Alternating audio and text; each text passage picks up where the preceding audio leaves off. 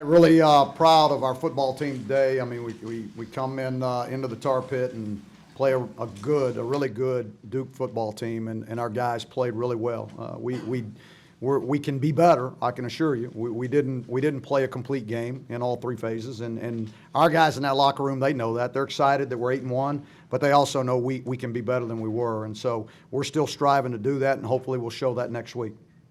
First play of the game, how did that come about? Why did you guys choose to go that direction? Well, I mean, we saw what we wanted in the secondary, so we thought we had that play against them. And when we lined down and saw it was there, I mean, we went ahead and went with it. And the guys executed it flawlessly. I mean, and great throw. I mean, there's a lot of moving parts there to that play, and the guys executed. So I was proud of them. What particularly were you looking for?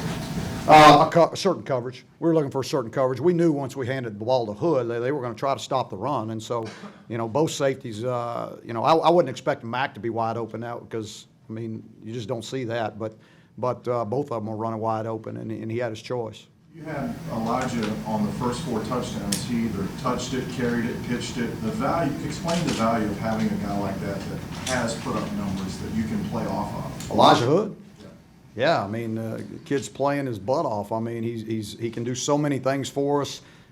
He does a great job. I mean, there were a couple of those big plays. You guys probably didn't notice it, but where they blitzed and he picked up the blitzer. I mean, whether it was out of the secondary or wherever it came from, he was the guy that picked up the blitz, and we hit long touchdowns on him. So, that's what you have to do against the blitz. I mean, you got to make them pay. And so, Elijah, I mean, he runs the ball hard. Guys love blocking for him, and he's a great kid. How are you guys able to neutralize Jeremy Catch?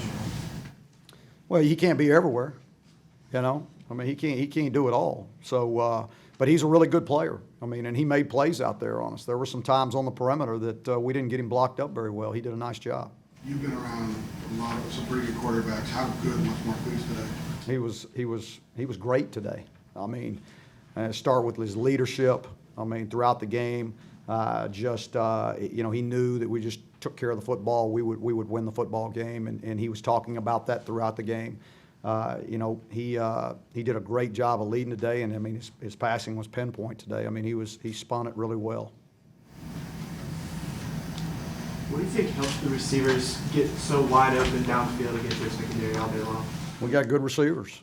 I mean, we got good receivers, and we've been running the ball. We've been averaging about 210 yards a game, and so your safeties are going to get involved to stop the run. And when they do that, we've got receivers inside and outside that can hurt you, and that's what they did today. You had a pretty good feeling that the big play would be there. Yeah, I mean, we thought we would be able to throw the ball down the field, but you got to connect on them. You got to, and that's what happened. Is our guys did a really nice job in the protection. And Queese was on the money with it today. I mean, and so he did a really nice job. And so, we got guys that, we got length on the outside. We got great quickness on the inside. So we got a lot of weapons in that area. When you hit that first one, the Switzer, we were kind of thinking, this is a good sign. This could be our day. No, that's not what I was thinking. I was thinking that we better not have a letdown. When you do something like that, a lot of times the guys will let down. And so I was actually fired up, kind of mad.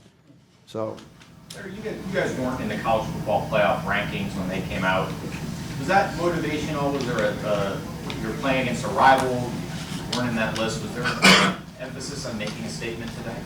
You know what? I never said a word about it to our players, and I never heard one of them even mention it. So that poll that comes out in end of October or beginning of November had nothing to do with our goals. And so we re-emphasize our goals, talk about them every week so that we stay focused on that. And that's being in the first poll was never a goal of ours. So it really doesn't matter one way or the other. You guys get the interception right before halftime. You guys are up 21. Some coaches be okay with taking the knee, getting to the break. You guys decided to go for it, hit the big play, the ball. Yeah, because we still had 2 timeouts. So we got the ball where there was like 40 seconds on the clock or something, I believe. Is that right? Somewhere right in there. So, it was like, let's see what'll happen. We threw a couple, we completed one, and then we went for another one and didn't hit it, and then came back. We said, what the heck? Let's see, because we still had 2 timeouts, so it was worth. For us, it was worth taking a chance. How important was that sequence for you guys to score with 1 second left and to really kind of really take control of the game at that point. Every time we score, it's important, but when you score right before the half, it's kind of like a dagger in the heart, so that was good for us. And then to come back out, I think we came back out on the second half, didn't we? And took it down to score, is that right? So, you do those two things, and you really put the nail in the coffin there. Early in the week in the game plan, you say this was what your idea or sets or presented? Actually, it's been in the game plan. We've probably had it in the game plan the last 3 weeks. We had it for the opening play of the Pitt game, actually. And they didn't give us the coverage we want, and we got out of it. So, we've seen it a few weeks now. And that's not uncommon for us. We have, probably go into a game and we've got 4 or 5 different gadget-type plays that we go into a game. And if it's there, we take it. If not, we put it, we just carry it on to the next week. And so, we had it for the last couple of weeks, actually, and just hadn't had the right opportunity. I think the key is making sure that you throw them at the right time, A lot of Duke's production came after you guys went 45-10, but they did move the ball pretty well in the first half, about 260 yards at halftime. Any concern there about? Oh, yeah. That's definitely a concern, and I would tell you that there's not a guy in that locker room on defense that's very happy right now. But we're 8-1. That's the thing I got to emphasize to them. But they have a standard they want to hit, and they didn't hit it, and they know that, and they feel that. But they still, we're 8-1, and the offense covered their back.